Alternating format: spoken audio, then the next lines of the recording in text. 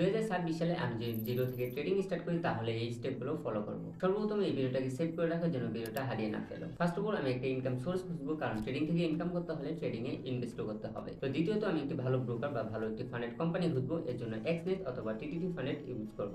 Broker select করব, আমি শিখবো টেকনিক্যাল অ্যানালাইসিস, এর মধ্যে ক্যান্ডেলস্টিক প্যাটার্ন। তো ক্যান্ডেলস্টিক প্যাটার্ন শেখার জন্য আমি এই ভিডিওটা দেখবো। ক্যান্ডেলস্টিক শেখার পর আমি শিখবো চার্ট এন্ড মার্কেট স্ট্রাকচার। তো মার্কেট স্ট্রাকচার শেখার জন্য আমি এই ভিডিওটা দেখবো।